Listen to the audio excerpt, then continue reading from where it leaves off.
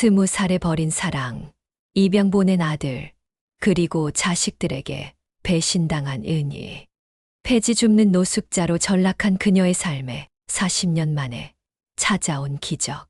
캐나다에서 성공한 아들 민수와의 재회, 그리고 버렸던 가족이 돌아오며 시작된 치유. 고난으로 얼룩진 한 여인의 인생이 사랑으로 완성되는 감동적인 여정. 은희의 이야기가 당신의 가슴을 울립니다. 그녀의 이름은 은희였다. 1955년 대한민국 시골 마을에서 태어난 은희는 초가집에서 자랐다. 마을은 작고 조용했다. 끝없이 펼쳐진 논과 밭, 그리고 그 사이를 흐르는 작은 개울이 전부인 곳이었다. 은희의 부모는 농사꾼이었다. 아버지는 말수가 적었고 어머니는 늘 바빠 집안일을 챙겼다. 은희는 외동딸로 태어나 사랑을 듬뿍 받았지만 가난은 늘 집안을 따라다녔다. 그녀는 어린 시절부터 논밭에서 부모를 도우며 자랐다. 손이 거칠어지고 햇볕에 피부가 까맣게 타도 은희는 웃었다. 그 시절엔 다들 그렇게 살았다. 은희가 14살이 되던 해 어머니가 그녀에게 말했다. 은희야, 공부 열심히 해서 나중에 마을 떠나야 한다. 하지만 학교는 멀었고 집안 형편상 중학교까지만 겨우 다녔다. 은희는 책을 좋아했지만 꿈을 꿀 여유는 없었다. 대신 그녀는 마을 아이들과 놀며 들판에서 바람을 느끼며 행복을 찾았다. 시간이 흘러 은희가 20살이 되었을 때 그녀의 삶은 완전히 바뀌었다.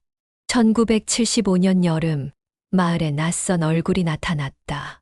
재민이었다. 재민은 대학생이었다. 방학 때 농촌 봉사 활동으로 마을에 온 그는 키가 크고 눈이 맑았다. 그의 미소는 따뜻했고 말투는 부드러웠다. 마을 사람들은 처음엔 그를 경계했지만 재민은 금세 아이들과 어울리고 농부들을 도우며 친근해졌다. 은희는 우연히 그를 처음 만났다. 물동이를 지고 개울로 가던 길에 재민이 다가와 말했다. 무거워 보이네요. 제가 도와줄게요.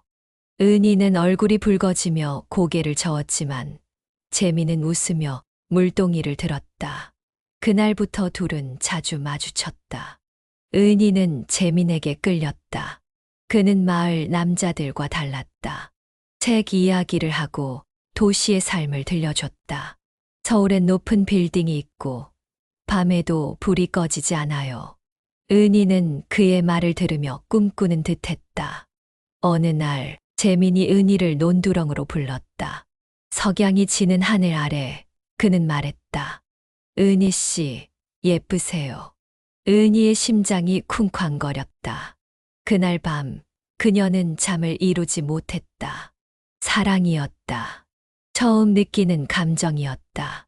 둘은 몰래 만남을 이어갔다. 마을 어귀에 오래된 느티나무 아래 혹은 밤늦게 개울가에서였다. 은희는 어머니 몰래 집을 나와 재민을 만났다. 그의 손을 잡고 그의 어깨에 기대며 은희는 세상 모든 행복이 여기 있다고 믿었다. 재민도 은희를 아꼈다.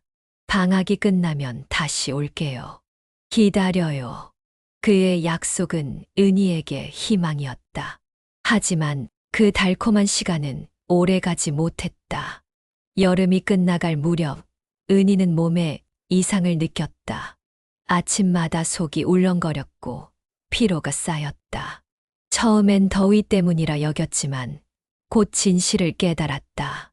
그녀는 임신했다. 20살의 은희에게 그 사실은 하늘이 무너지는 충격이었다. 1970년대 시골에서 혼전 임신은 죄악이었다. 마을 사람들은 그런 여자를 손가락질했고 가족은 문을 닫았다. 은희는 떨리는 손으로 재민을 찾았다. 그는 마을 외곽에서 농부들과 이야기를 나누고 있었다. 재민 씨, 나 아기가 생겼어요. 은희의 목소리는 작았다. 재민의 얼굴이 굳었다. 그는 한참 말이 없었다. 마침내 그가 입을 열었다. 은희 씨, 미안해요. 나 이건 감당할 수 없어요. 은희는 숨이 멎는 듯 했다. 뭐라고요? 그녀가 되물었지만 재미는 고개를 돌렸다. 곧 방학 끝나고 떠날 거예요. 나 대학 졸업해야 해요. 이건 우리 실수였어요. 그의 목소리는 차가웠다. 은희는 멍하니 서 있었다. 재미는 더 말하지 않고 떠났다. 다음 날 그는 마을을 떠났다. 편지 한 장, 말 한마디 없이.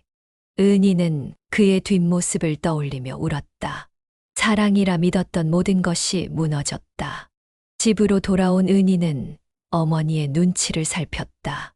배가 불러오면 숨길 수 없었다. 그녀는 방에 틀어박혀 고민했다. 어떻게 해야 하지? 누가 날 도와줄까? 하지만 답은 없었다. 며칠 뒤 어머니가 은희를 불렀다. 너 요즘 왜 그러니? 얼굴이 안 좋아.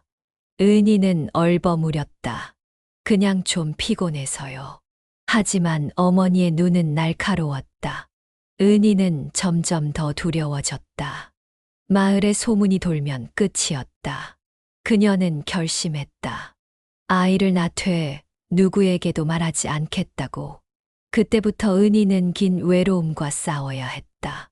배가 불러오자 그녀는 헐렁한 옷으로 감췄고 집 밖으로 나오지 않았다. 어머니에게는 몸이 아프다고 둘러댔다. 1975년 겨울, 은희는 외딴 오두막으로 갔다. 부모님이 모르게 혼자 떠난 길이었다. 진통이 시작됐다. 차가운 바람이 오두막 틈새로 스며들었다. 은희는 이를 악물고 고통을 견뎠다. 몇 시간 뒤 작은 아기가 태어났다. 사내 아이였다. 은희는 아이를 품에 안았다. 갓난아이의 울음소리가 오두막을 채웠다. 그녀는 눈물을 삼키며 중얼거렸다. 미안해, 내가 널 지켜줄 수 없었어. 아이에게 이름을 지어줄 시간도 없었다. 은희는 며칠 뒤 아이를 입양기관에 맡겼다. 마을에서 멀리 떨어진 곳이었다. 기관 직원이 물었다. 이름은요? 은희는 고개를 저었다. 없어요. 그냥 잘 부탁해요. 아이를 떠나보내는 길, 은희는 뒤돌아보지 않았다. 울음소리가 멀어질수록 그녀의 가슴은 텅 비었다. 집으로 돌아온 은희는 아무 일 없었다는 듯 일상을 이어갔다. 하지만 매일 밤 그 아이의 얼굴이 떠올랐다. 은희는 스스로를 다잡았다. 잊어야 해. 이건 비밀이야. 그녀는 과거를 묻었다. 하지만 그 비밀은 그녀를 끝까지 따라다닐 운명이었다. 사랑으로 시작된 이야기는 아픔으로 끝났고, 은희의 삶은 이제 새로운 국면으로 접어들었다. 20살의 은희는 더 이상 소녀가 아니었다. 그녀는 홀로 서야 했다. 은희는 집으로 돌아왔다. 외딴 오두막에서 아이를 낳고 입양 보낸 뒤 그녀는 아무 일 없었다는 듯 일상을 꾸려갔다. 하지만 마음은 무거웠다. 매일 아침논으로 나가며 은희는 바람 소리에 섞인 아이의 울음소리를 들었다. 밤이면 꿈에서 그 작은 얼굴이 떠올랐다. 이름을 짓지 못한 아들. 은희는 그 비밀을 가슴 깊이 묻었다. 누구에게도 말할 수 없었다. 어머니의 눈초리가 날카로워질 때마다 그녀는 숨을 죽였다. 어머니가 아는 걸까? 라는 불안이 그녀를 괴롭혔다. 1976년 봄, 은희는 21살이 됐다. 마을은 여전히 조용했고 그녀의 삶도 겉보기엔 평온했다. 하지만 속으로는 달랐다. 재민이 떠난 뒤 은희는 사랑이란 단어를 믿지 않게 됐다. 그녀는 스스로를 탓했다. 내가 어리석었어. 너무 쉽게 믿었어. 그 아픔은 그녀를 단단하게 만들었다. 은희는 더 이상 소녀다운 꿈을 꾸지 않았다. 대신 살아남아야 한다는 생각만 했다. 마을에서 그녀를 보는 눈초리는 여전히 따가웠다. 소문은 퍼지지 않았지만 은희가 한동안 집 밖으로 나오지 않았던 걸 이상하게 여기는 이들이 있었다. 어머니가 어느 날 은희를 불렀다. 은희야, 이제 21인데 언제까지 이렇게 살 거니? 시집갈 생각은 없어. 은희는 고개를 숙였다. 결혼은 생각도 못한 일이었다. 그녀의 가슴엔 비밀이 있었고 그 비밀을 들킬까 두려웠다. 하지만 어머니는 단호했다.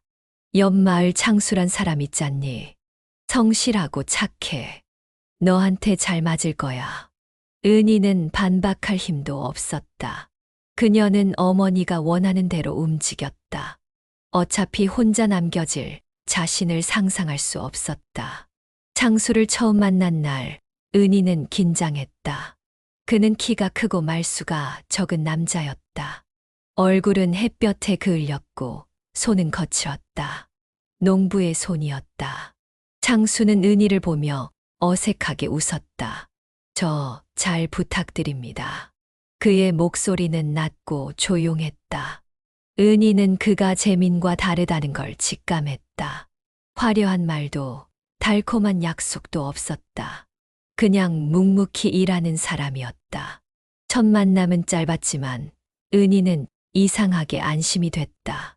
이 사람이라면 내 과거를 묻지 않을지도. 몇 달 뒤 둘은 결혼했다. 1977년 가을, 마을 회관에서 조촐한 혼례가 열렸다. 은희는 새빨간 한복을 입고 창수 옆에 섰다. 마을 사람들이 모여 축하를 건넸다. 어머니는 눈물을 닦으며 말했다. 이제 너도 가정을 꾸렸구나. 은희는 웃으려 했지만 마음 한구석이 시렸다. 그녀는 창수에게 비밀을 말하지 않았다. 말할 용기가 없었다. 이건 나만 아는 거야. 영원히 묻어야 해. 은희는 그렇게 다짐했다. 결혼 생활은 조용히 시작됐다. 창수는 새벽에 일어나 논으로 나갔고 은희는 집에서 밥을 짓고 빨래를 했다. 둘은 말이 많지 않았다. 창수는 힘들게 일하고 돌아와 밥을 먹고 잠들었다. 은희는 그 평온함이 좋았다. 재민과의 격정적인 사랑과는 달랐다. 창수는 그녀에게 아무것도 요구하지 않았다. 과거도 감정도 묻지 않았다.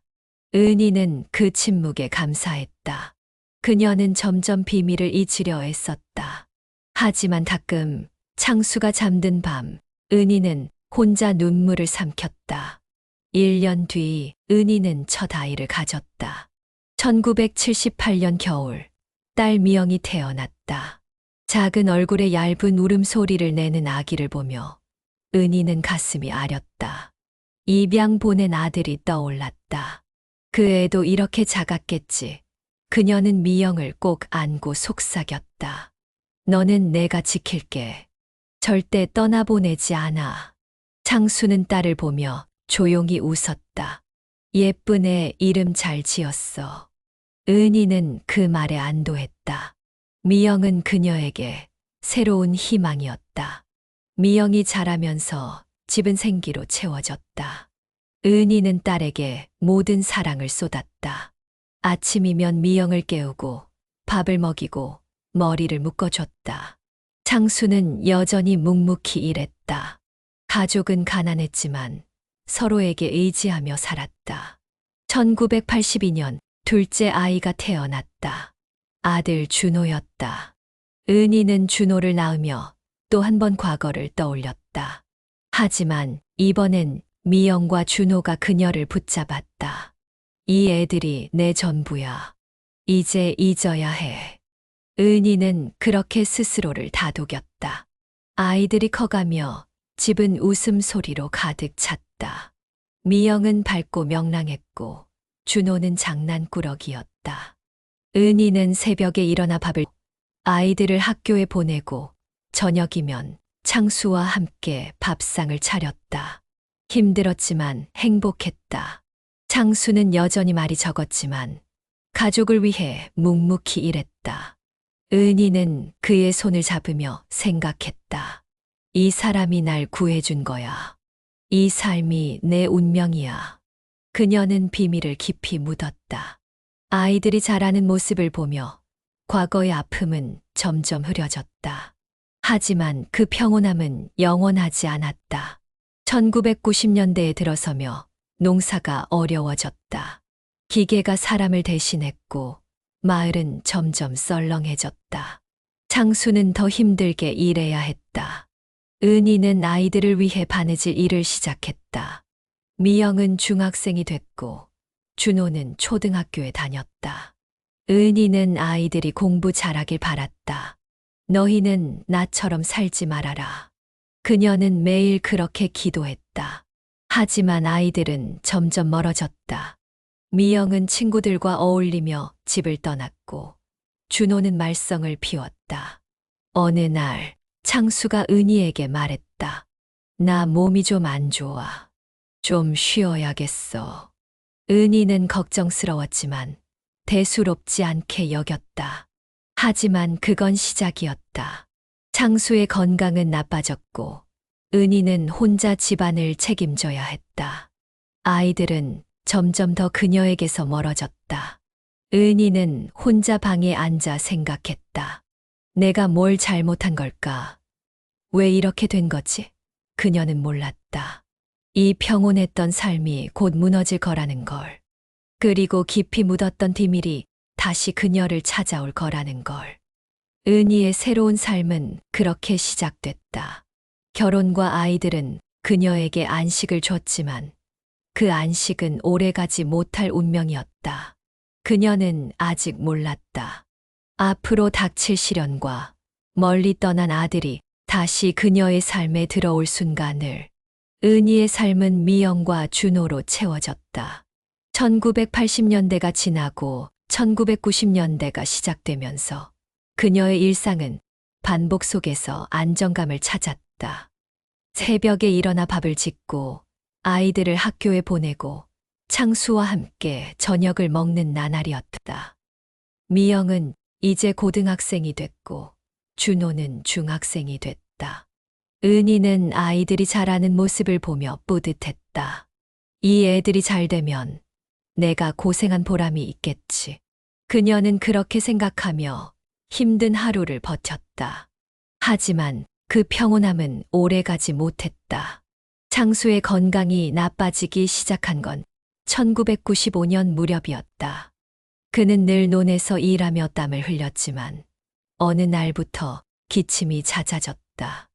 처음엔 감기라 여겼다. 은희가 말했다. 병원에 가봐요. 너무 무리하지 말고. 창수는 고개를 저었다. 괜찮아. 좀 쉬면 나아질 거야. 하지만 기침은 멈추지 않았다. 밤이면 창수의 거친 숨소리가 방 안을 채웠다. 은희는 걱정됐지만 돈이 없었다. 병원비는 큰 부담이었다. 결국 창수는 논의를 줄이고 집에서 쉬는 날이 많아졌다. 가난은 더 심해졌다. 농사는 점점 힘들어졌다. 기계가 사람을 대신했고 쌀값은 떨어졌다. 은희는 집에서 바느질 일을 더 늘렸다. 손가락이 굳은 살로 덮였지만 그녀는 멈추지 않았다. 아이들 학비를 내야 했다. 미영은 공부를 잘했고 준호는 성적이 들쑥날쑥했지만 은희는 둘 다 대학에 보내고 싶었다. 너희는 나처럼 살지 말아라. 그녀는 매일 그렇게 다짐했다. 하지만 아이들은 점점 더 멀어졌다. 미영은 사춘기를 지나며 반항적이 됐다. 어느 날 은희가 미영에게 말했다. 늦게 다니지 말고 공부 좀 해. 미영은 퉁명스럽게 대답했다. 엄마가 뭘 알아요? 나 좀 내버려 둬요. 은희는 놀랐다. 딸의 차가운 목소리는 낯설었다. 미영은 친구들과 어울리며 집에 들어오지 않는 날이 많아졌다. 은희는 속으로 생각했다. 내가 잘못 키운 걸까? 하지만 말하지 않았다. 그녀는 딸을 믿고 싶었다. 준호는 달랐다. 그는 학교에서 말썽을 피웠다.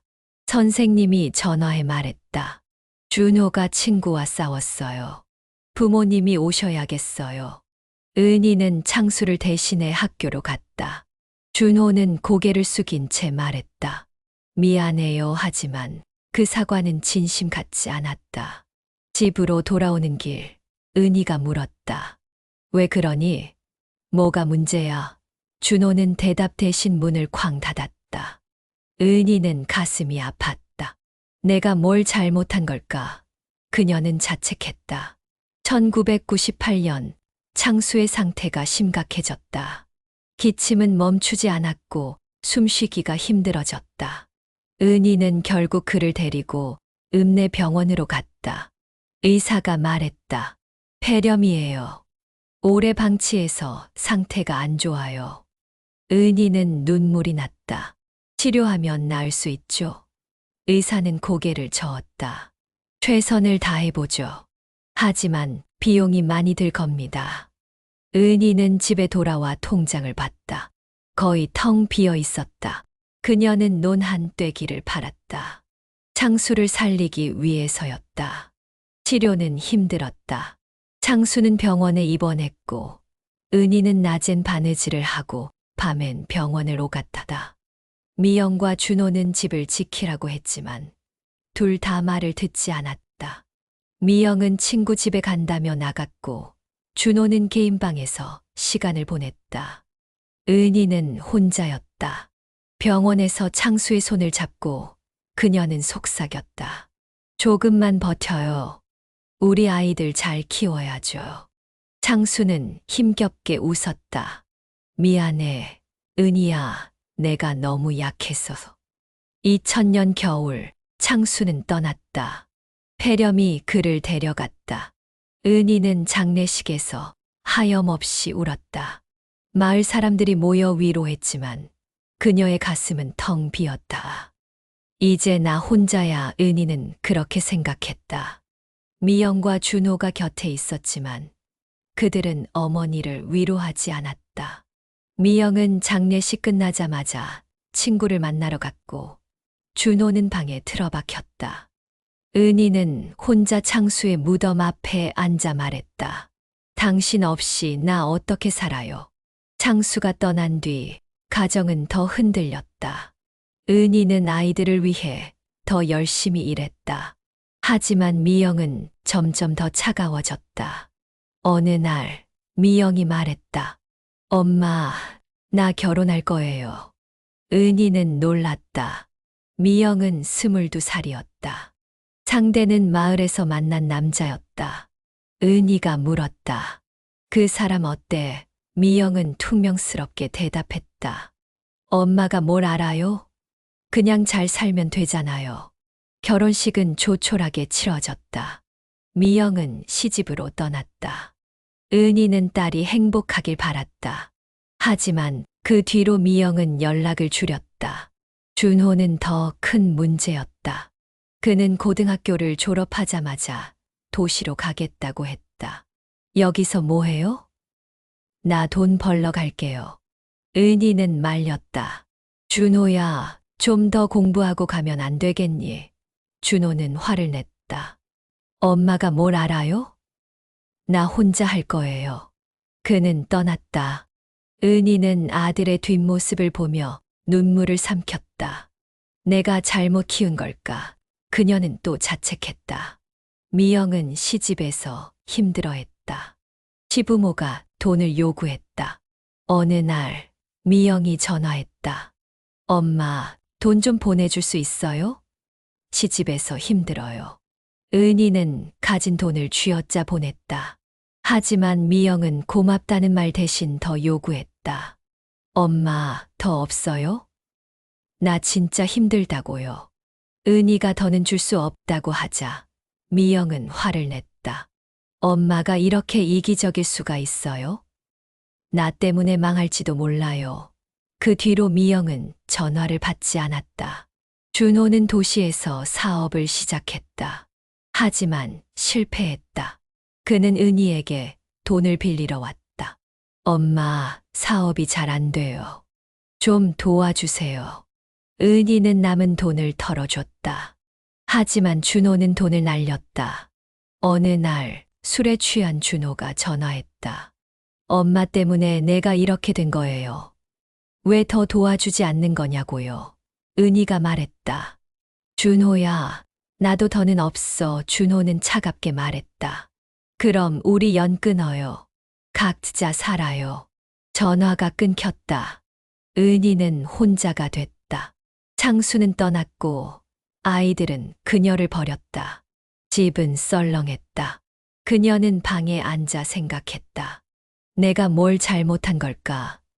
왜 나만 이렇게 됐지? 눈물이 흘렀다. 그녀는 몰랐다. 이 고난이 끝이 아니라는 걸. 그리고 깊이 묻었던 비밀이 다시 그녀를 찾아올 거라는 걸. 창수가 떠난 뒤 은희의 삶은 텅 빈 껍데기가 됐다. 2000년대 초반 그녀는 50살을 넘겼다. 한때 웃음소리로 가득했던 집은 이제 적막으로 덮였다. 미영은 시집으로 떠났고 준호는 도시에서 연락을 끊었다. 은희는 혼자였다. 그녀는 매일 아침 일어나 밥을 지었지만 밥상은 늘 한 사람 몫이었다. 창수의 빈자리는 채워지지 않았다. 그의 낡은 작업복이 방 한구석에 걸려 있었고 은희는 가끔 그 옷을 만지며 중얼거렸다. 당신이 있었으면 이렇게 되진 않았을 텐데. 농사는 더 이상 할 수 없었다. 노는 이미 팔렸고 남은 땅도 체력이 따라주지 않았다. 은희는 바느질로 근근히 버텼다. 손가락은 굳은 살로 덮였고 눈은 침침해졌다. 하지만 그녀는 멈출 수 없었다. 집세를 내야 했고 먹고 살아야 했다. 마을은 점점 썰렁해졌다. 젊은이들은 도시로 떠났고 남은 건 노인들 뿐이었다. 은희는 이웃들과 말을 나누며 외로움을 달랬다. 하지만 그마저도 한계가 있었다. 밤이면 그녀는 혼자 방에 앉아 창밖을 바라봤다. 내가 뭘 잘못한 걸까? 미영과의 관계는 더 멀어졌다. 시집에서 돈을 요구할 때마다 은희는 가진 걸 쥐어짜 보냈다. 하지만 미영은 늘 불만이었다. 어느 날 미영이 전화했다. 엄마, 이번엔 집 좀 도와줘요. 시부모님이 아프시대요. 은희는 남은 저축을 털어보냈다. 미영아, 이게 마지막이야. 나도 이제 없어. 미영은 차갑게 대답했다. 엄마, 나 진짜 힘들어요. 이 정도도 못 해주세요? 은희가 더는 줄 수 없다고 하자 미영은 화를 냈다. 그럼 나도 엄마 신경 안 쓸게요. 알아서 사세요. 전화가 끊겼다. 은희는 멍하니 수화기를 들고 있었다. 준호는 더 심했다. 도시에서 사업을 망친 그는 가끔 은희를 찾아왔다. 늘 돈을 빌리러 오는 길이었다. 엄마, 이번만 도와주세요. 이번엔 진짜 잘 될 거예요. 은희는 아들에게 차마 거절하지 못했다. 그녀는 남은 돈을 털어줬다. 하지만 준호는 늘 빈손으로 돌아왔다. 어느 날 술에 취한 준호가 전화했다. 엄마 때문에 내가 망했어요. 왜 더 도와주지 않는 거예요? 은희는 울며 말했다. 준호야, 나 진짜 없어. 준호는 냉랭하게 말했다. 그럼 우리 연 끊어요. 엄마는 나한테 집만 돼요. 그 말이 은희의 가슴을 찔렀다. 2005년 은희는 집을 잃었다. 바느질로 번 돈은 집세를 감당할 수 없었다. 집주인이 말했다. 미안하지만 더는 기다릴 수 없어요. 은희는 집을 비웠다. 남은 건 낡은 가방 하나와 창수의 작업복이었다. 그녀는 마을 외곽의 작은 방 한 칸을 얻었다. 월세는 더 쌌지만 방은 춥고 습했다. 은희는 폐지를 주워 팔기 시작했다. 새벽마다 마을을 돌며 종이와 플라스틱을 모았다. 손은 얼고 발은 아팠지만 그녀는 멈추지 않았다. 살아야 해, 어떻게든 살아야 해. 마을 사람들은 은희를 불쌍히 여겼다. 이웃 아주머니가 말했다. 은희 씨, 너무 힘들게 사네. 좀 쉬어. 은희는 웃으며 대답했다. 괜찮아요. 제가 알아서 할게요. 하지만 마음은 달랐다. 그녀는 외로웠다. 밤이면 방에 앉아 창수의 사진을 봤다. 당신이 날 데려갔으면 좋았을 텐데 눈물이 흘렀다. 아이들에게 버림받은 현실이 그녀를 짓눌렀다.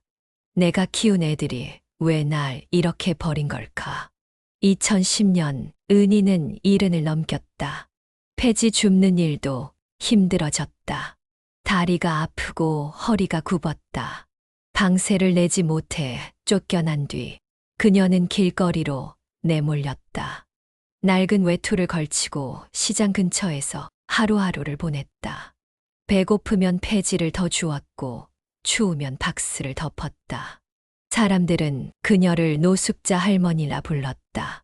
한때 따뜻한 가정을 꾸렸던 여인은 이제 이름조차 잃었다. 은희는 시장 구석에 앉아 하늘을 봤다. 내가 뭘 잘못한 걸까?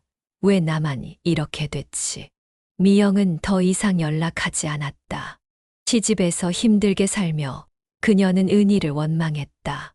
한 번은 마을 사람이 미영을 만났다고 전했다. 미영이 그러더라. 엄마 때문에 내가 이렇게 힘들게 산다고. 은희는 그 말을 듣고 멍해졌다. 내가 뭘 잘못했는데, 내가 너희를 위해 다 했는데. 그녀는 이해할 수 없었다. 준호도 마찬가지였다. 그는 도시에서 빚쟁이들에게 쫓기며 살았다. 우연히 마을에 온 그가 은희를 봤다. 하지만 그는 고개를 돌렸다. 저런 엄마 때문에 내가 망했어. 그의 눈빛은 차가웠다. 은희는 점점 더 약해졌다. 추운 겨울, 그녀는 시장 근처에서 몸을 웅크렸다. 폐지를 주우려 했지만 손이 말을 듣지 않았다. 배고픔과 추위가 그녀를 괴롭혔다. 어느 날 그녀는 쓰러졌다. 지나가던 사람이 발견해 병원으로 데려갔다. 의사가 말했다. 영양실조에 저체온증이에요. 상태가 안 좋아요. 은희는 병원 침대에 누워 창밖을 봤다. 이렇게 끝나는 걸까? 하지만 운명은 그녀를 완전히 버리지 않았다.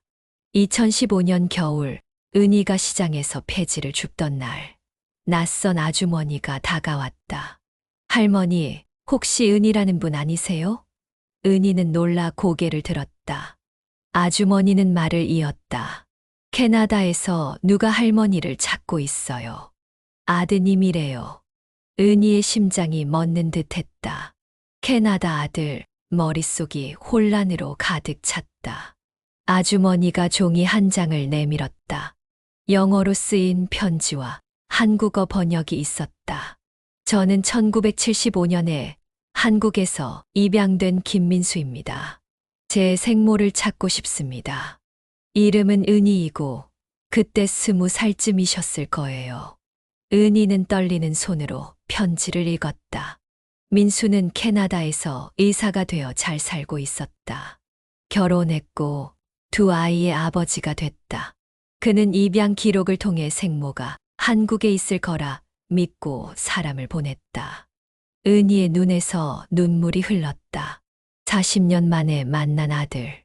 그녀가 이름을 지어주지 못했던 그 아이였다. 이게 꿈인가 정말 날 찾으러 온 걸까? 은희는 숨을 고르며 생각했다. 내가 살아온 게 헛되지 않았을지도. 그날 밤, 은희는 폐지 더미 속에서 편지를 꼭 쥐었다. 추위도 배고픔도 잊혔다. 그녀는 하늘을 보며 중얼거렸다. 조금만 더 버텨야겠어. 그 애를 만나야 해. 무너진 삶 속에서 작은 빛이 스며들었다. 하지만 그 빛이 그녀를 구원할지 아니면 또 다른 아픔을 줄지 은희는 아직 몰랐다. 은희는 폐지 더미 속에서 편지를 꼭 쥐었다. 2015년 겨울 그녀의 손은 얼어붙었고 배고픔은 뼈를 파고들었다. 하지만 그 순간만큼은 추위도 고통도 잊혔다.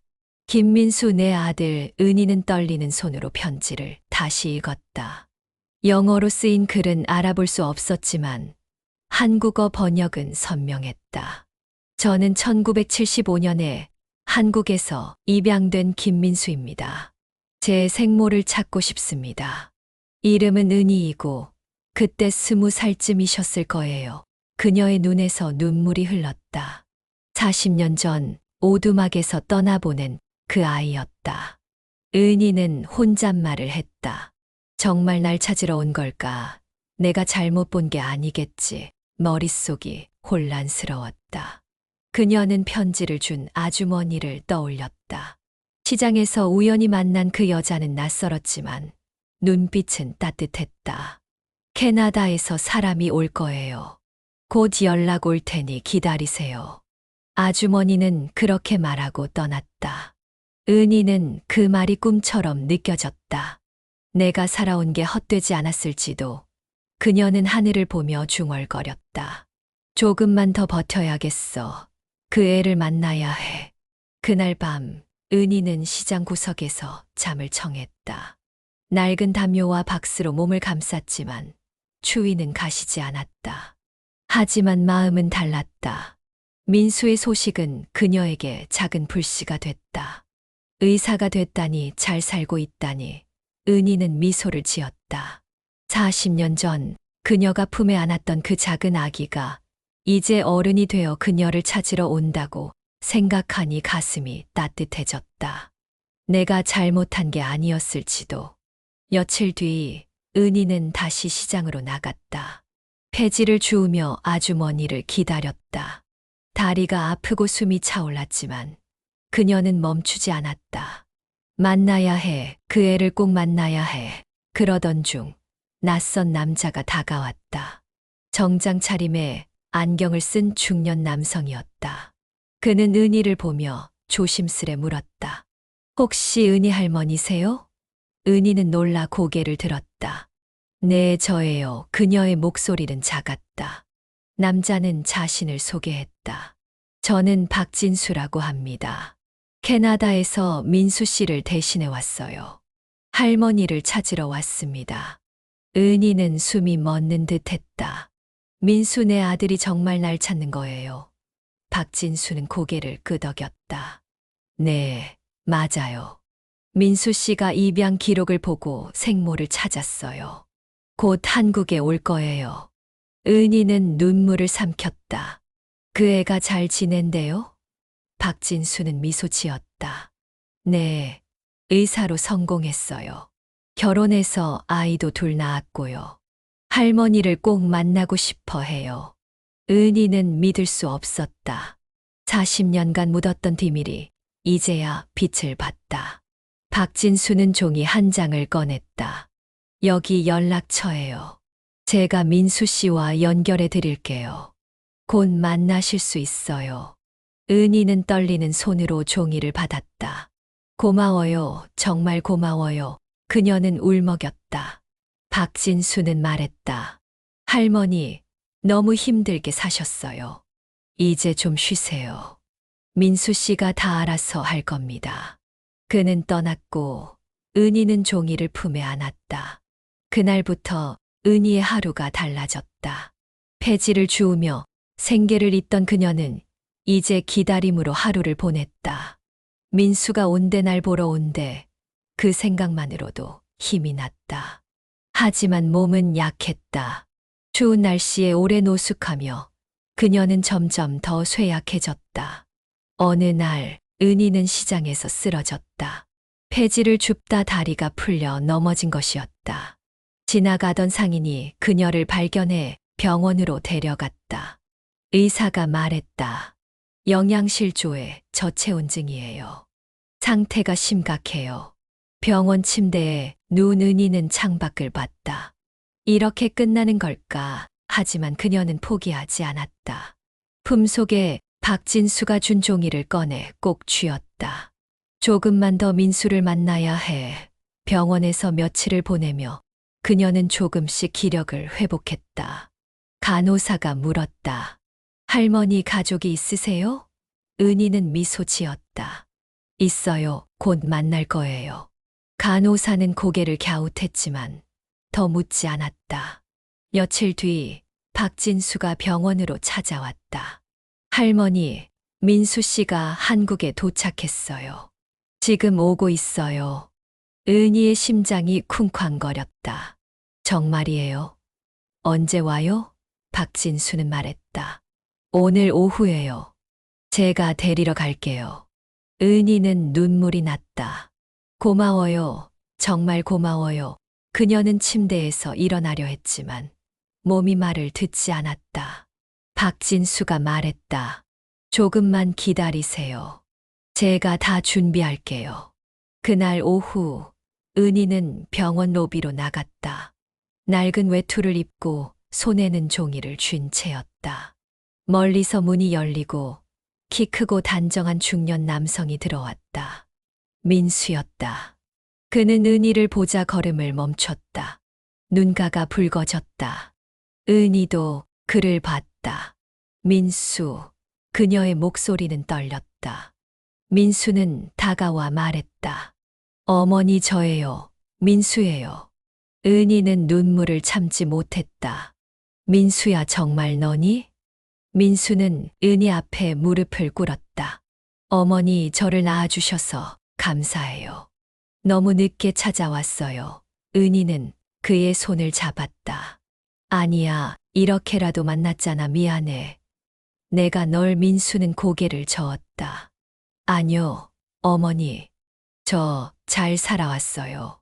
이제 제가 모실게요. 은희는 그의 손을 꼭 쥐었다. 40년 만에 만난 아들이었다. 그녀는 울며 웃었다. 고마워, 정말 고마워.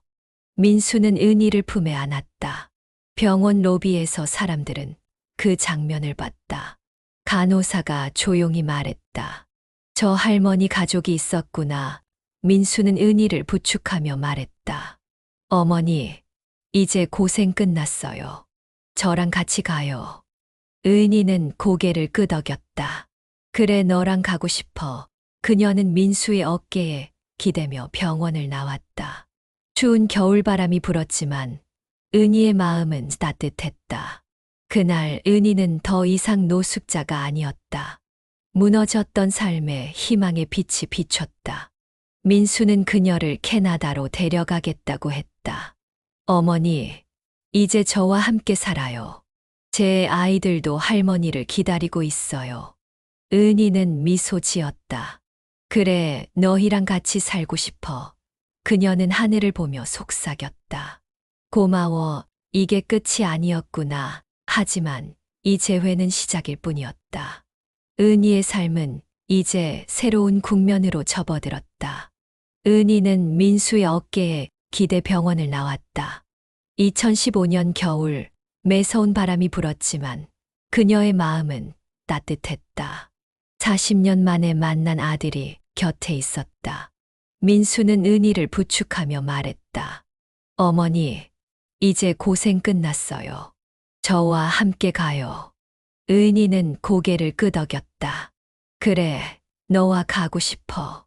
그녀는 민수의 손을 꼭 쥐었다. 낡은 외투와 얼어붙은 손은 여전히 차가웠지만 그의 온기가 그녀를 감쌌다. 병원 문을 나서며 은희는 뒤를 돌아봤다. 이제 이곳을 떠나는구나. 민수는 은희를 차에 태웠다. 따뜻한 히터가 그녀의 몸을 녹였다. 그는 조용히 말했다. 어머니, 제가 호텔을 잡아놨어요. 오늘은 푹 쉬시고 내일 캐나다로 가는 준비를 할게요. 은희는 놀라 물었다. 캐나다, 정말 나를 데려가는 거니? 민수는 미소 지었다. 당연하죠. 어머니는 제 가족이에요. 제 아내와 아이들도 할머니를 기다리고 있어요. 은희는 눈물이 났다. 내가 가족이라니 그녀는 믿을 수 없었다. 호텔에 도착한 은희는 낯선 풍경에 어리둥절했다. 깨끗한 방, 부드러운 침대, 따뜻한 물이 나오는 욕실. 그녀는 평생 이런 곳에 와본 적이 없었다. 민수가 말했다. 어머니, 여기서 편히 주무세요. 제가 옆방에 있을게요. 은희는 고개를 끄덕였다. 고마워. 민수야. 민수가 문을 닫고 나가자 은희는 침대에 누웠다. 부드러운 이불이 그녀를 감쌌다. 이게 꿈인가? 그녀는 눈을 감았다. 오랜만에 찾아온 깊은 잠이었다. 다음 날 민수는 은희를 깨웠다. 어머니, 일어나세요. 아침 먹고 준비할게요. 은희는 일어나 테이블로 갔다. 따뜻한 밥과 국, 반찬이 차려져 있었다. 그녀는 조심스레 숟가락을 들었다. 이렇게 맛있는 밥을 먹어본 게 언제였지? 민수는 맞은편에 앉아 말했다. 어머니, 캐나다 가면 더 맛있는 거 많이 사드릴게요. 제 아내가 요리 잘해요. 은희는 웃었다. 그래, 너희와 함께라면 뭐든 맛있을 거야. 민수는 은희의 여권을 준비했다. 그녀는 여권이란 걸 처음 봤다. 이걸로 외국에 간다고 민수는 설명했다. 네, 캐나다에 가려면 필요해요. 제가 다 알아서 했어요. 은희는 그의 손을 잡았다. 민수야, 내가 너 때문에 이렇게 좋은 날을 보게 됐구나. 민수는 눈을 내리깔았다. 아니요, 어머니. 제가 더 감사해요. 어머니를 찾은 게 제 꿈이었어요. 둘은 서로를 보며 미소 지었다.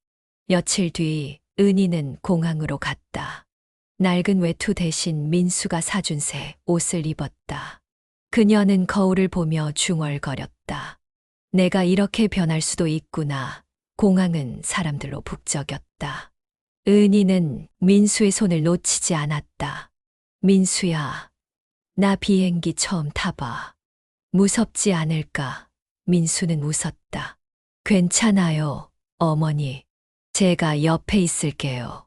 체크인을 마치고 둘은 비행기에 올랐다. 은희는 창가에 앉아 밖을 봤다. 이제 정말 떠나는구나. 비행기가 이륙하며 은희는 손을 떨었다. 민수가 말했다. 어머니, 눈 감고 계세요. 금방 도착해요. 은희는 눈을 감았다. 40년간의 고난이 떠올랐다. 재민과의 사랑, 입양 보낸 아들, 창수의 죽음, 자식들의 배신. 그녀는 눈물을 삼켰다. 이제 다 끝났어. 새로 시작할 거야. 비행기는 하늘을 날았다. 은희는 민수의 손을 꼭 잡았다. 캐나다에 도착한 건 다음 날 아침이었다. 토론토 공항에 내린 은희는 낯선 공기를 느꼈다. 민수가 말했다. 어머니, 여기가 제 집이에요. 이제 우리 집으로 가요. 차를 타고 1시간쯤 달리자 조용한 주택가가 나왔다. 작은 집 앞에서 민수의 아내와 두 아이가 기다리고 있었다. 아내, 수지는 은희를 보며 말했다. 어머님, 어서 오세요. 기다렸어요. 아이들, 지민과 하영이 뛰어왔다. 할머니, 은희는 눈물이 났다. 얘들아, 내가 할머니라니. 집 안은 따뜻했다. 수진이 차린 밥상을 보며 은희는 감탄했다. 이렇게 맛있는 걸 다 먹어본 적이 없네. 지민이 말했다. 할머니, 저희가 매일 맛있는 거 해줄게요. 은희는 아이들의 머리를 쓰다듬었다. 그래, 너희랑 있으면 뭐든 좋을 거야. 민수는 은희를 방으로 안내했다. 어머니, 여기가 방이에요. 편히 쉬세요. 방은 아늑했고 창밖으로 눈 덮인 정원이 보였다. 은희는 침대에 앉아 중얼거렸다. 이게 내 집이라니. 그날 밤 은희는 가족과 함께 식사를 했다. 민수가 말했다. 어머니, 여기서 저희와 같이 살아요. 제가 다 책임질게요. 수진이 덧붙였다. 어머님, 저희가 잘 모실게요. 아이들도 할머니를 좋아해요. 은희는 고개를 끄덕였다. 고마워. 너희 덕분에 내가 다시 살게 됐어. 식사 후 아이들이 은희에게 달려들었다. 할머니, 이야기해 주세요. 은희는 웃으며 말했다. 그래, 뭐든 말해줄게. 며칠이 지나며 은희는 캐나다 생활에 적응했다. 민수는 병원에서 일했고 수지는 집을 돌봤다. 아이들은 학교에 다녔고 은희는 그들을 보며 하루를 보냈다. 그녀는 창밖 눈을 보며 생각했다. 이렇게 평화로울 수가 있구나. 하지만 가끔 미영과 준호가 떠올랐다. 그 애들은 잘 지낼까? 내가 잘못한 걸까? 민수가 다가와 말했다. 어머니 무슨 생각해요? 은희는 미소 지었다. 그냥 옛날 생각났어. 이제 다 괜찮아. 민수는 은희에게 사진을 보여줬다. 이게 제 가족이에요. 어머니도 여기 속해 있어요. 사진 속엔 민수와 수진, 아이들, 그리고 은희가 있었다. 그녀는 사진을 보며 눈물을 삼켰다. 내가 이렇게 가족이 될 수 있다니. 민수가 말했다. 어머니, 이제 혼자가 아니에요. 우리랑 같이 행복해요. 은희는 고개를 끄덕였다. 그래, 너희랑 있으면 행복해. 은희의 새 삶은 그렇게 시작됐다. 캐나다는 낯설었지만 민수와 그의 가족은 그녀에게 집을 줬다. 고난의 세월은 멀어졌고 그녀는 점점 치유됐다. 하지만 마음 한구석엔 미영과 준호에 대한 미련이 남았다. 그 애들도 언젠가 날 찾을까. 은희는 하늘을 보며 속삭였다. 이제 괜찮아. 내가 여기서 잘 살면 되지. 그녀는 몰랐다. 이 새로운 땅에서 더 큰 기쁨이 기다리고 있다는 걸. 은희는 캐나다의 작은 집에서 새 삶을 시작했다. 2016년 봄, 토론토 외곽의 주택가는 눈이 녹고 꽃이 피기 시작했다. 은희는 창밖을 보며 중얼거렸다. 이렇게 예쁜 곳에서 살게 되다니. 민수와 수진, 그리고 아이들 지민과 하영이 그녀의 가족이었다. 낡은 외투와 폐지 더미는 이제 먼 기억이 됐다. 그녀는 깨끗한 옷을 입고 따뜻한 방에서 잠을 잤다. 매일 아침 수진이 차려주는 밥을 먹으며 은희는 미소 지었다. 이게 꿈이 아니구나. 민수는 바쁜 의사였다. 아침 일찍 병원으로 나가 저녁에 돌아왔다. 은희는 그의 출근길을 배웅하며 말했다. 민수야, 몸 조심해. 민수는 웃었다. 어머니, 걱정 마세요. 제가 잘할게요. 수지는 집에서 아이들을 돌보며 은희와 시간을 보냈다. 그녀는 은희에게 말했다. 어머님, 여기서 편히 지내세요. 저희가 다 잘할게요. 은희는 고마웠다. 수진아, 너희 덕분에 내가 살아있어. 수지는 손을 잡으며 대답했다. 어머님이 계셔서 저희가 행복해요. 지민과 하영은 은희의 기쁨이었다. 8살 지민과 5살 하영은 학교에서 돌아오면 은희에게 달려왔다. 할머니, 오늘 뭐 했어요? 은희는 아이들과 소파에 앉아 이야기를 나눴다. 할머니는 너희 생각했지. 지민이 말했다. 우리도 할머니 생각했어요. 학교에서 그림 그렸는데 보여줄게요. 하영은 작은 손으로 은희를 끌어안았다. 할머니 사랑해요. 은희는 아이들의 머리를 쓰다듬었다. 나도 너희 사랑해. 그녀의 눈가가 촉촉해졌다. 은희는 집에서 작은 일들을 도왔다. 수진과 함께 밥을 짓고 정원을 가꿨다. 캐나다의 봄은 한국과 달랐다. 꽃은 더 화려했고 공기는 더 맑았다. 은희는 정원에서 꽃을 심으며 생각했다. 이렇게 평화로울 수가 있구나. 수진이 말했다. 어머님, 정원 예쁘게 만드셨어요. 꽃 좋아하세요? 은희는 웃었다. 응, 예전엔 논밭만 봤는데 이렇게 예쁜 꽃은 처음이야. 그녀는 흙을 만지며 과거를 떠올렸다. 힘들었던 날들이 멀게 느껴졌다. 민수는 은희를 병원에 데려갔다. 어머니, 건강검진 받아야 해요. 이제 몸 관리 잘해야죠. 은희는 처음엔 겁났다. 나 괜찮은데, 하지만 민수는 단호했다. 아니요, 어머니. 오래 사셔야 해요. 병원에서 의사는 은희의 상태를 점검했다. 영양실조 흔적이 있고 관절이 약해요. 하지만 회복 가능해요. 민수는 약을 처방받아 은희에게 줬다. 이거 드시고 매일 걷기 하세요. 은희는 고개를 끄덕였다. 그래, 너 말대로 할게. 은희는 매일 아침 동네를 걸었다. 민수가 준 운동화를 신고 집 주변을 돌았다. 처음엔 다리가 아팠지만 점점 익숙해졌다.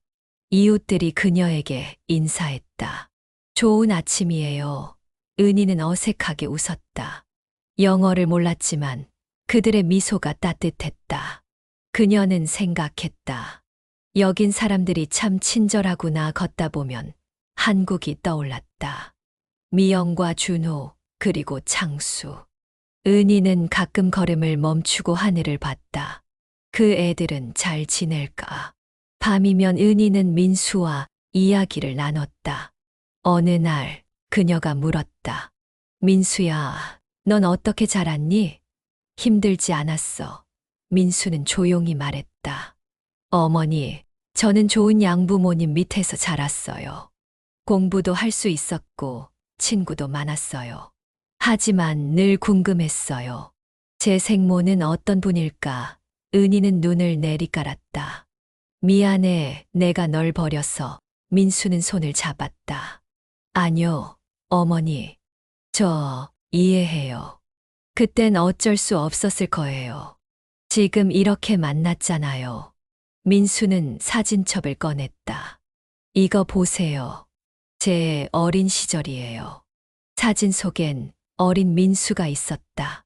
캐나다의 집 앞에서 웃고 학교에서 상을 받는 모습이었다. 은희는 사진을 보며 말했다. 너 정말 잘 자랐구나. 내가 널 못 키웠는데. 민수는 미소 지었다. 어머니가 저를 낳아주셨잖아요. 그걸로 충분해요. 은희는 눈물을 삼켰다. 고마워. 내가 그렇게 생각해줘서. 수지는 은희에게 한국 음식을 가르쳐 달라고 했다. 어머님, 된장국 좀 배워보고 싶어요. 은희는 웃었다. 그래, 내가 아는 건 다 가르쳐 줄게. 둘은 부엌에서 함께 요리했다. 된장국 냄새가 집을 채웠다. 지민과 하영이 뛰어왔다. 할머니 맛있어요. 은희는 아이들에게 국을 떠주며 말했다. 많이 먹어. 할머니가 더 해줄게. 수진이 말했다. 어머님 덕분에 집이 더 따뜻해졌어요. 은희는 미소 지었다. 나야 고맙지. 은희는 캐나다 생활에 점점 익숙해졌다. 영어는 여전히 어려웠지만 가족과의 대화는 말이 필요 없었다. 어느 날 민수가 말했다. 어머니, 동네 모임에 같이 가요. 한국 분들 계세요. 은희는 망설였다. 내가 가도 되겠니? 민수는 웃었다. 당연하죠. 어머니, 친구 만들어 보세요. 모임에서 은희는 한국 노인들을 만났다. 그들은 은희를 반겼다. 은희 씨, 여기서 잘 지내요? 은희는 대답했다. 네, 아들 덕분에요. 그들은 이야기를 나눴다. 은희는 오랜만에 웃었다. 하지만 마음 한구석엔 미영과 준호가 남아 있었다.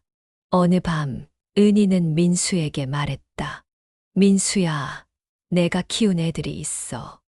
미영이랑 준호, 그 애들이 날 버렸어. 민수는 조용히 들었다. 어머니, 그분들 잘 지낼 거예요. 너무 걱정 마세요. 은희는 고개를 저었다. 내가 잘못 키운 걸까? 너처럼 좋은 아들이었으면. 민수는 말했다. 어머니, 저도 완벽하지 않아요. 그분들도 언젠가 깨달을 거예요. 은희는 한숨을 쉬었다. 그래, 내 말이 맞길 바래. 은희는 정원에서 꽃을 가꾸며 마음을 달랬다. 내가 여기서 잘 살면 그걸로 된 거지. 그녀는 과거를 내려놓으려 했다. 민수와 그의 가족은 그녀에게 새 삶을 줬다. 어느 날 지민이 말했다. 할머니, 우리랑 오래 살아요. 은희는 웃었다. 그래, 너희랑 오래 있고 싶어. 하영이 말했다. 할머니가 최고예요. 은희는 아이들을 안았다. 너희가 최고야. 은희의 나날은 평온했다. 캐나다는 낯설었지만 가족의 사랑이 그녀를 지켰다. 그녀는 하늘을 보며 속삭였다.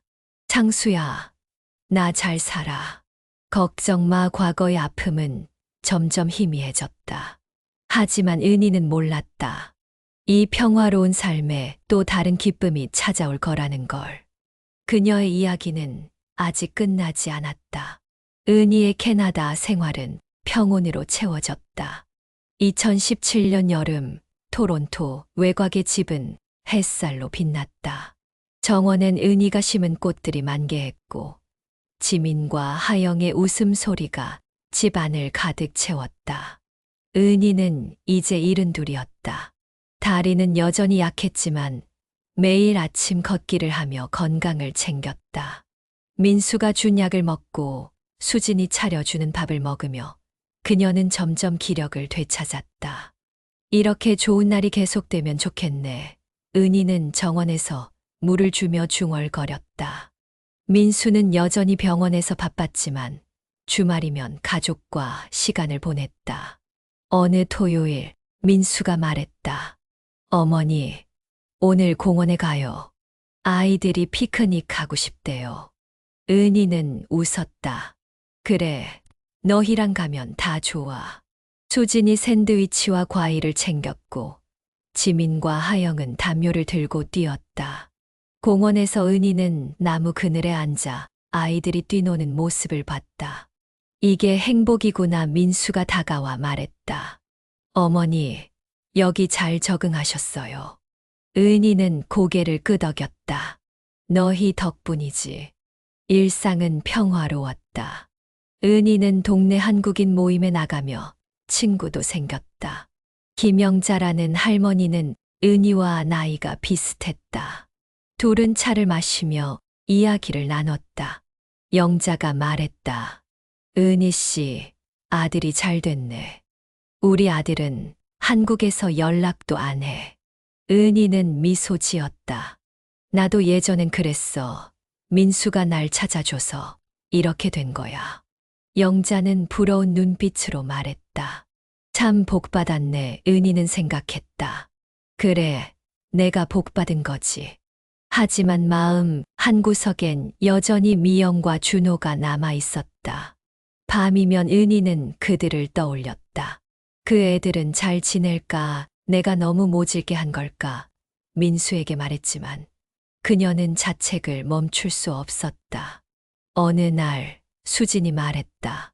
어머님, 너무 걱정 마세요. 그분들도 각자 삶이 있잖아요. 은희는 한숨을 쉬었다. 그래, 내 말이 맞아. 내가 내려놓아야지. 그녀는 과거를 잊으려 애썼다.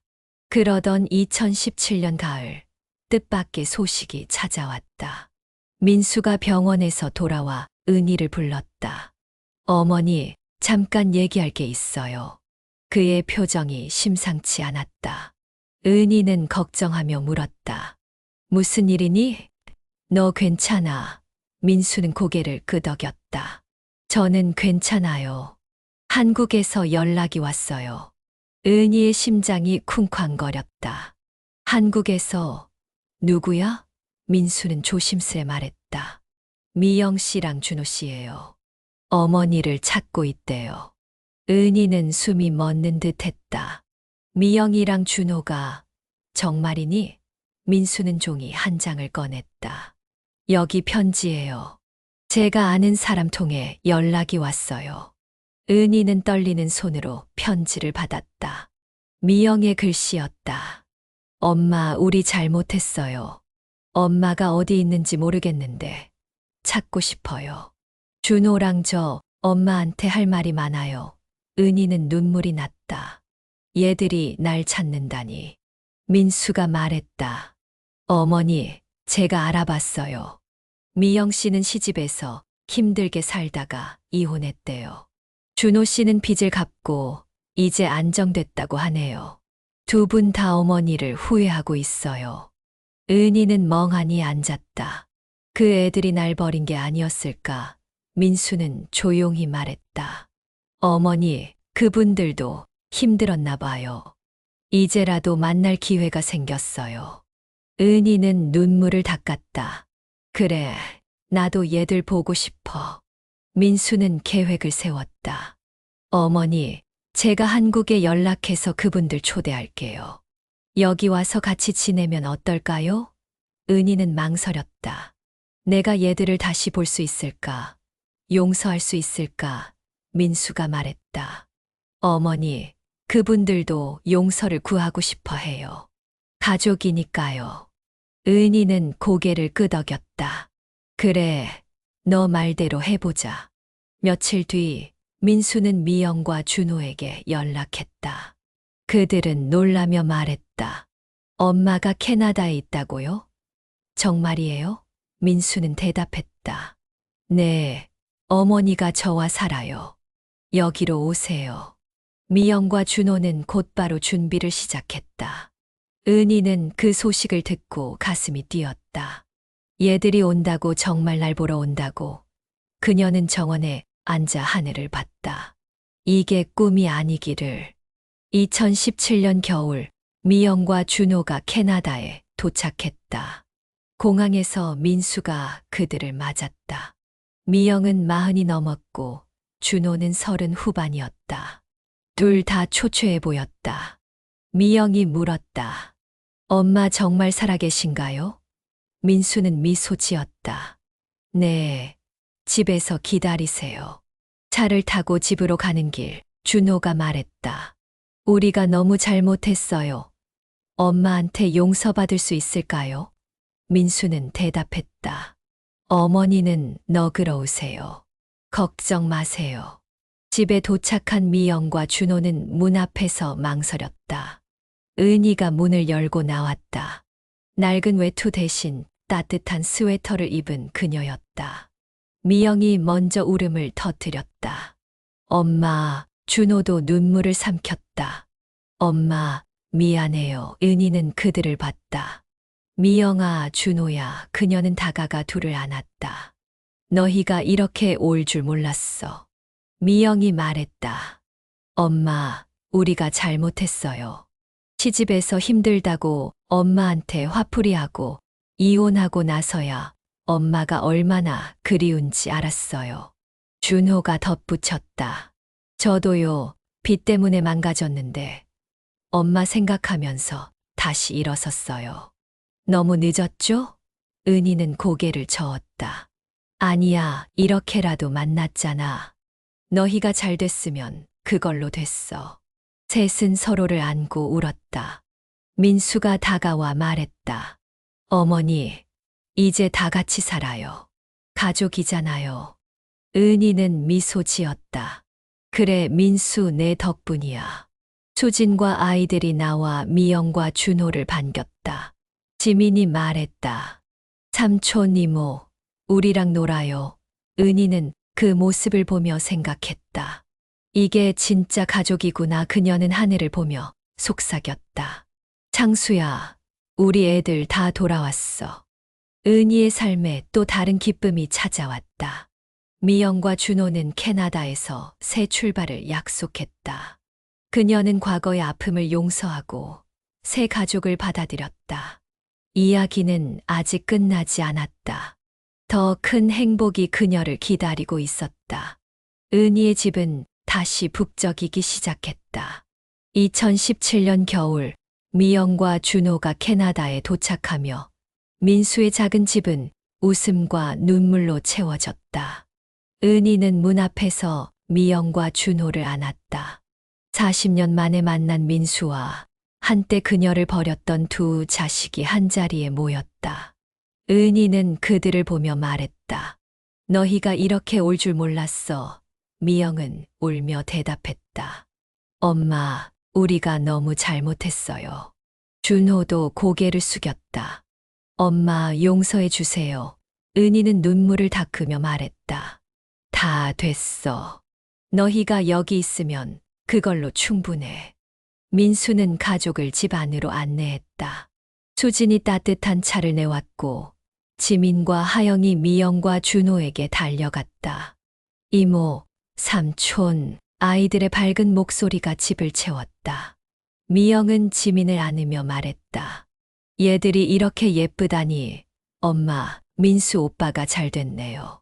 준호는 하영을 들어 올리며 웃었다. 삼촌이 놀아줄게. 은희는 그 모습을 보며 생각했다. 이게 진짜 가족이구나. 그녀의 가슴이 따뜻해졌다. 첫날 밤, 은희는 미영과 준호와 이야기를 나눴다. 거실에 둘러앉아 차를 마시며 그들은 지난 세월을 꺼냈다. 미영이 말했다. 엄마, 시집에서 너무 힘들었어요.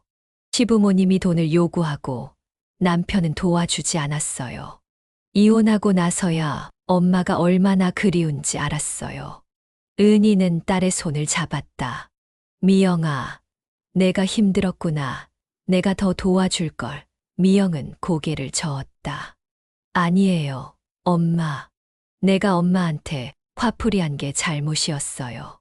준호가 말을 이었다. 저도요, 도시에서 사업 망하고 빚에 쫓기다 보니 정신없었어요. 엄마한테 돈 달라고 한 게 부끄러워요. 빚 갚고 나서 엄마 찾으려 했는데 이미 떠나셨더라고요. 은희는 아들의 어깨를 두드렸다. 준호야, 너도 힘들었구나. 내가 더 잘 챙겼어야 했는데. 준호는 눈물을 삼켰다. 아니에요, 엄마. 우리가 잘못했어요. 이제라도 잘할게요. 민수가 다가와 말했다. 어머니, 이제 다 같이 살아요. 미영 씨와 준호 씨도 여기서 새 출발하면 좋을 것 같아요. 미영이 물었다. 오빠, 우리도 여기 살아도 돼요? 민수는 미소 지었다. 당연하지. 가족이잖아. 제가 도울게요. 은희는 민수를 보며 말했다. 민수야, 내가 이렇게 해줘서 내가 살았어. 민수는 고개를 끄덕였다. 어머니, 저도 가족이 생겨서 행복해요. 며칠 뒤 미영과 준호는 캐나다에서 새 삶을 준비했다. 민수가 일자리를 알아봐 줬다. 미영은 식당에서 주방 보조로 시작했고 준호는 건설 현장에서 일을 구했다. 처음엔 낯설었지만 둘은 열심히 했다. 미영이 말했다. 엄마, 여기서 새로 시작할게요.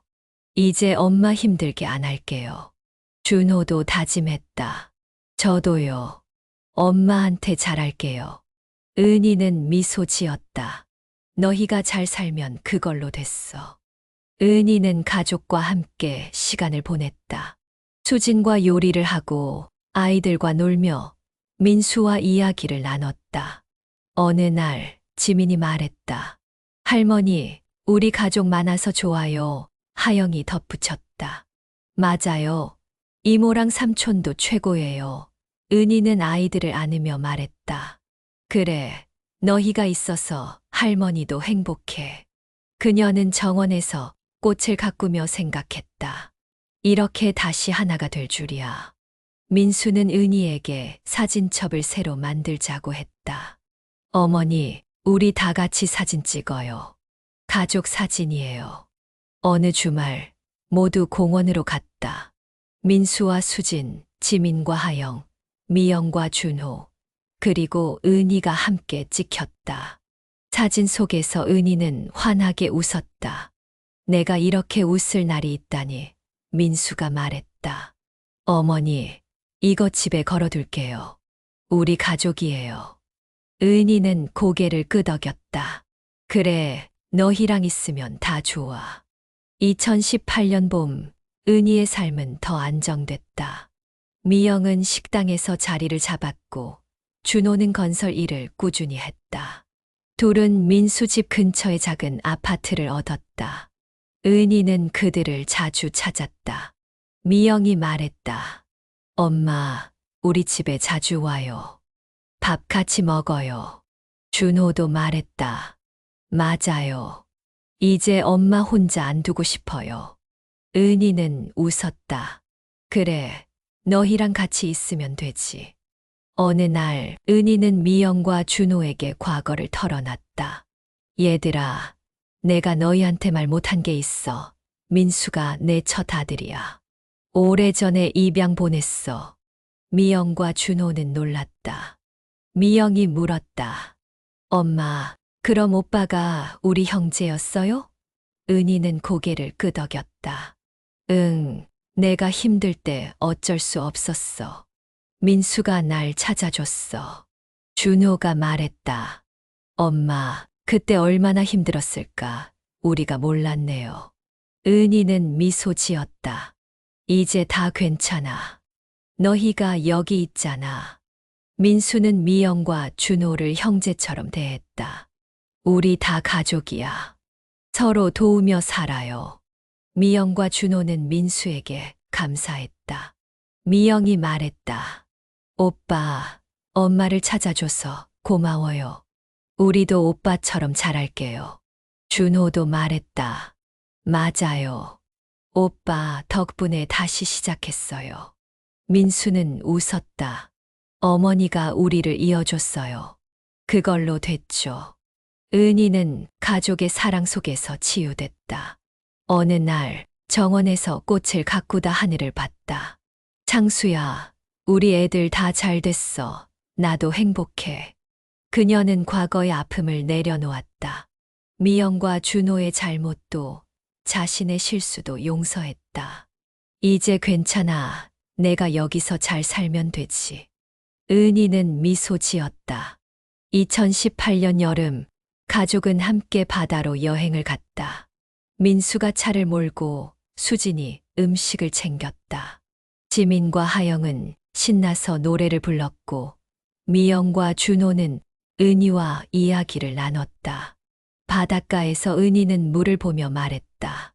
이렇게 예쁜 곳은 처음이야. 미영이 말했다. 엄마, 우리 자주 와요. 같이 놀러 다니자고요. 준호가 덧붙였다. 맞아요. 엄마랑 할 일 많아요. 은희는 웃었다.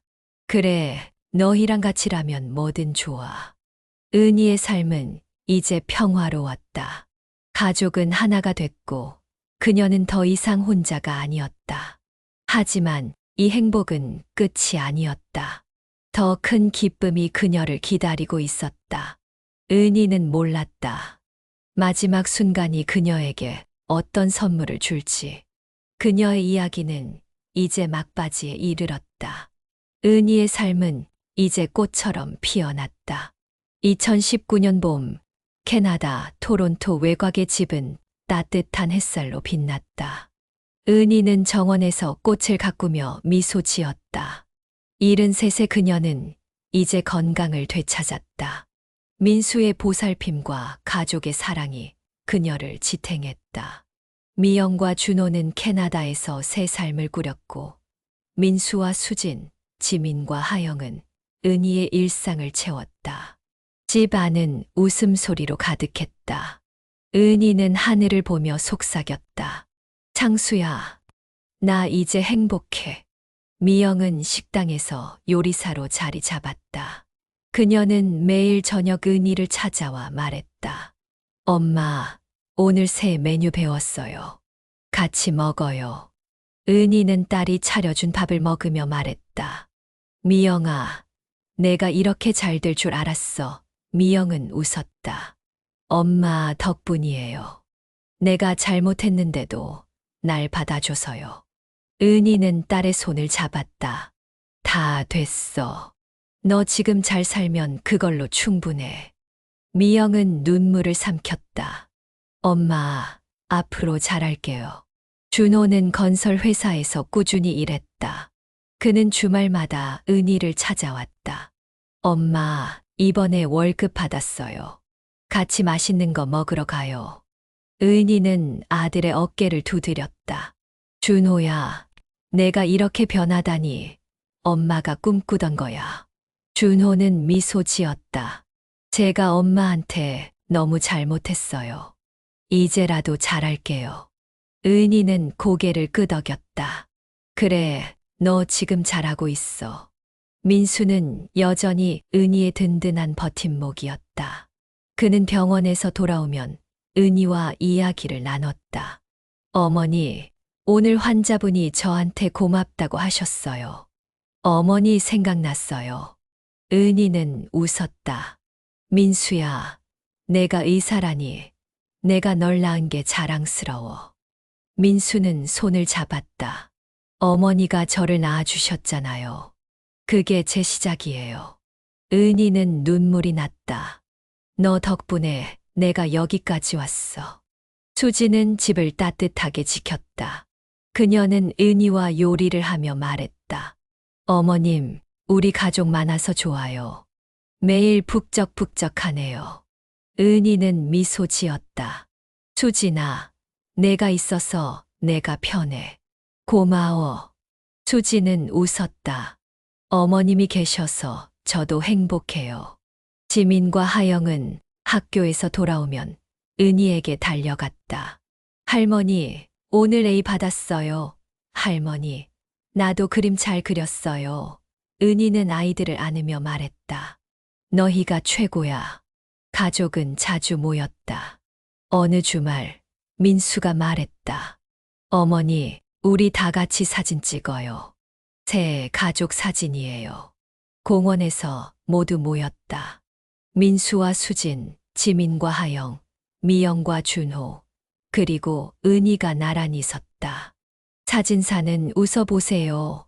라고 외쳤고, 은희는 환하게 웃었다. 사진 속에서 그녀는 행복해 보였다. 민수가 말했다. 이거 집에 크게 걸어둘게요. 우리 가족이에요. 은희는 고개를 끄덕였다. 그래, 이게 내 전부야. 2019년 여름, 가족은 바다로 여행을 갔다. 민수가 차를 몰고 수진이 음식을 챙겼다. 미영과 준호는 은희와 함께 앉아 이야기를 나눴다. 지민과 하영은 노래를 불렀다. 바닷가에 도착한 은희는 물을 보며 말했다. 이렇게 예쁜 곳이 있다니. 미영이 말했다. 엄마, 우리 자주 와요. 같이 다니고 싶어요. 준호가 덧붙였다. 맞아요. 엄마랑 할 일 많아요. 은희는 웃었다. 그래, 너희랑 있으면 뭐든 좋아. 바닷가에서 은희는 가족을 봤다. 민수가 아이들과 물놀이를 하고 수진과 미영이 음식을 나눴다. 준호는 은희 옆에 앉아 말했다. 엄마, 우리 이제 이렇게 살면 되죠? 은희는 고개를 끄덕였다. 그래, 이게 내가 원하던 거야. 그녀는 물결을 보며 생각했다. 내가 이렇게 행복할 수 있다니, 과거의 아픔은 이제 희미한 그림자일 뿐이었다. 어느 날 은희는 미영과 준호, 민수와 함께 과거를 마무리했다. 거실에 앉아 그녀가 말했다. 얘들아, 내가 너희한테 다 말할게. 민수를 입양 보낸 건 어쩔 수 없었어. 너희를 키우면서도 늘 그 애가 생각났어. 미영이 말했다. 엄마, 우리 이해해요. 그때 힘들었을 거예요. 준호가 덧붙였다. 맞아요. 오빠가 우리를 이어줬네요. 민수가 말했다. 어머니, 저도 행복해요. 이렇게 다 만났잖아요. 은희는 미소 지었다. 너희가 다 용서해줘서 내가 살았어. 가족은 서로를 치유했다. 미영과 준호는 은희에게 용서를 구했고, 은희는 그들을 받아들였다. 민수는 그 연결을 이어줬다. 어느 밤 은희는 정원에서 하늘을 봤다. 창수야, 우리 애들 다 잘 됐어. 나도 이제 괜찮아. 그녀는 과거를 완전히 내려놓았다. 더 이상 자책하지 않았다. 내가 잘 살았구나. 2020년 은희의 생일이 왔다. 가족이 깜짝 파티를 준비했다. 민수가 케이크를 들고 왔고 수진이 촛불을 켰다. 지민과 하영이 노래를 불렀다. 생일 축하합니다. 미영과 준호가 박수를 쳤다. 은희는 촛불을 보며 소원을 빌었다. 우리 가족이 영원히 행복하길. 그녀는 촛불을 껐다. 모두가 환호했다. 민수가 말했다. 어머니, 오래 사세요. 우리랑 같이요. 은희는 웃었다. 그래, 너희랑 오래 있고 싶어. 파티 후, 은희는 가족 사진을 봤다. 사진 속에서 그녀는 환하게 웃고 있었다. 민수와 수진, 지민과 하영, 미영과 준호가 곁에 있었다. 이게 내 전부야. 은희는 사진을 품에 안았다. 그녀는 창밖을 보며 속삭였다. 고마워. 이게 내 행복이야. 40년의 고난, 버림받은 세월, 그리고 재회. 모든 것이 이제 완성됐다. 은희의 이야기는 여기서 끝났다. 캐나다의 작은 집에서 그녀는 가족과 함께 평화로운 나날을 보냈다. 미영과 준호는 새 삶을 살았고 민수는 그녀를 지켰다. 지민과 하영은 그녀의 기쁨이었다. 은희는 더 이상 혼자가 아니었다. 그녀는 하늘을 보며 미소 지었다. 이게 내 해피엔딩이구나. 그녀의 삶은 고난으로 시작됐지만 사랑으로 끝났다. 은희는 행복했다.